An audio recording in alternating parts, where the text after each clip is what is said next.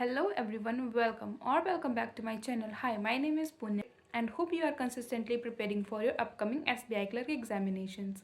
So in today's video we will discuss 7 most important topics from English which will be beneficial for you in your SBI clerk examinations, especially for prelims.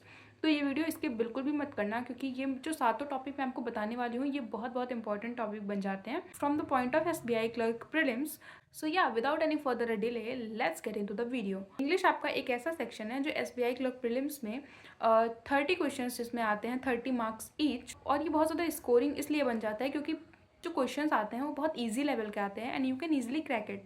So let's discuss these topics one by one. और ये सातों ही topic अपने आप में बहुत important हैं और जो पूरा का पूरा पेपर कंपाइल होता है आपका इंग्लिश का वो इन्हीं सातों टॉपिक्स में बेस्ड होता है. सो या फर्स्ट टॉपिक आपका जो बन जाता है वो है RC, that is reading comprehension. As we all know banking English is completely based on comprehension. तो आप सोच लो कि RC आपके लिए कितना इंपॉर्टेंट बन जाता है. इसमें से आपके 5 to 7 मार्क्स के क्वेश्चन पूछते हैं in the paper of prelims. तो आप इसको इसके बिल्कुल भी नहीं कर सकते. RC का सबसे बढ़िया तरीका यही है कि आप डेली एडिटोरियल पढ़ो, उसका एनालिसिस करो, उसमें से वो कैप्स निकालो अच्छे और उसमें से अपना एंटोनिम्स एंड सिनोनिम्स निकालो, इडियम्स निकालो, फ्रेजेस निकालो. बट आपको RC करनी है और आपको RC के लिए अच्छी खासी प्रैक्टिस करनी है और आपको एटलीस्ट एक RC डेली करनी ही करनी है. लाइक प्रैक्टिस आपको डेली एक RC की करनी है. एक RC में एक पूरे सेट RC की जिसमें से आपके 5 to 7 क्वेश्चन बनते हैं.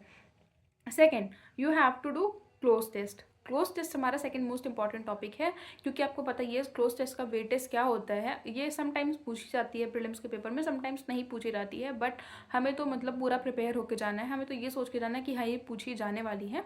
सो सेकंड टॉपिक आपका बन जाता है क्लोज टेस्ट. क्लोज टेस्ट के लिए सबसे बेटर ऑप्शन आपके लिए यही होगा कि आप उसके चैप्टर बेस्ड मॉक्स दो. क्लोज टेस्ट का आप मॉक दो, आपको समझ में आ जाएंगी, चीज़ आपके लिए क्लियर हो जाएंगी.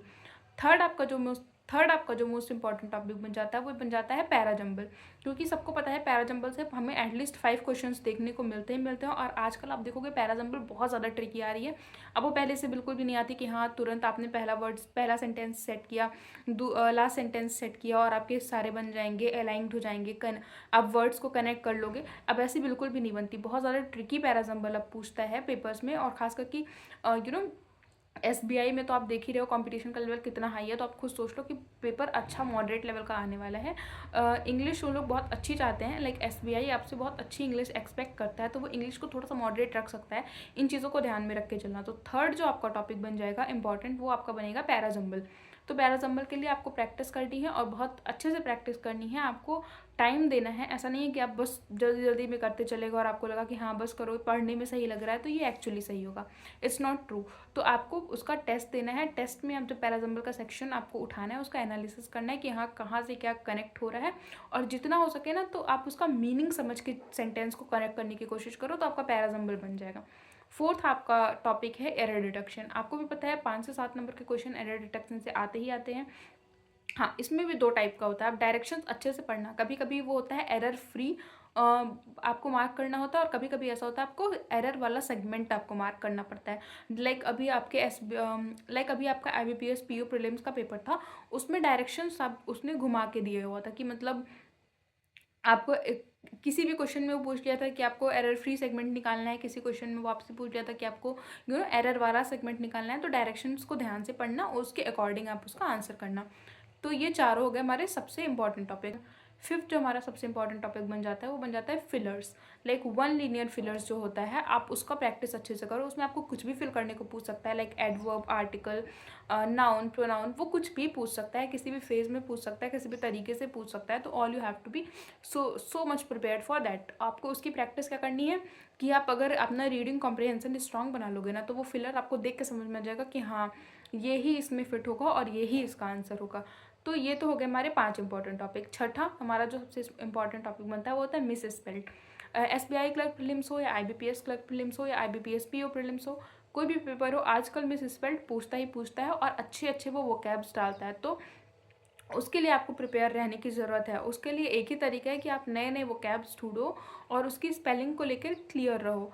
आप कोई भी नया वर्ड ढूंढते हो, कोई आपको नया वर्ड सुनने को मिलता है, तो मेक श्योर करो कि आप उसकी स्पेलिंग जान लेते हो. आपके लिए बेनिफिशियल है. और क्योंकि इस SBI क्लर्क हो या कुछ भी हो, मिस स्पेल्ड तो आने ही वाले हैं. और सेवन्थ आपका जो इंपॉर्टेंट टॉपिक है वो है वर्ड स्वैप। वर्ड स्वैप के भी क्वेश्चंस बहुत ज़्यादा पूछे जा रहे हैं आजकल एग्जाम्स में, बहुत ज़्यादा ट्रेंडिंग है। इवन मेंस के भी पेपर में देखने को मिलता है। आपको प्रीलिम्स में तो 4-5 वर्ड दे देते हैं, लाइक मैक्सिमम 4 वर्ड दे देते हैं, आपको उसी के अंदर रीअरेंज करना होता है, आपको उसी के अंदर अरेंज करना होता है, रीअरेंज करना होता है उन वर्ड्स को। बट मेंस में अगर आप जाओगे ना तो आपको 6-7 वर्ड्स देते हैं और उसमें आपको रीअरेंज करना होता है। तो आप खुद सोच सकते हो कि इसका पूरा सिग्निफिकेंस कितना ज़्यादा है वर्ड स्वैप का with respect to the SBI clerk prelims as well as for mains. So yeah ये सातों टॉपिक हैं जो बहुत ज़्यादा इंपॉर्टेंट बन जाते हैं और पूरा का पूरा पेपर आपका इसी पे बेस जाने वाला है। ये सातों टॉपिक मैं एक बार फिर से आपको बता देती हूँ। RC that is reading comprehension, cloze test, parajumble, error detection, fillers, misspelled and आपका आ जाता है लास्ट वर्ड स्वैप। तो ये सातों टॉपिक्स हैं। आप इन सातों टॉपिक्स पे अच्छे से पढ़ाई करो, इन सातों टॉपिक्स पे अपना टाइम दो, अपना एफर्ट दो, अपनी हार्डवर्क को दो और आप देखोगे कि आपका इंग्लिश का सेक्शन बहुत अच्छा गया। इंग्लिश के लिए बैंकिंग में आपको बहुत ज़्यादा परेशान होने की ज़रूरत नहीं है कि आपको ग्रामर बहुत ज़्यादा आनी चाहिए, नहीं, ऐसा कुछ भी नहीं है। आपको कॉम्प्रीहेंशन नॉलेज आपकी अच्छी होनी चाहिए, आपका वोकैब स्ट्रॉन्ग होना चाहिए, आप उसको ईजिली लाइक 30 क्वेश्चन है तो उसमें से आप 25+ ईजिली स्कोर कर सकते हो और लोग करते भी हैं।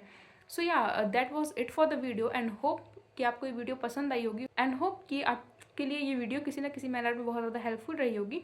If you like the video, if you like the content and if you like the motive of the video, then do like, share and subscribe to my channel.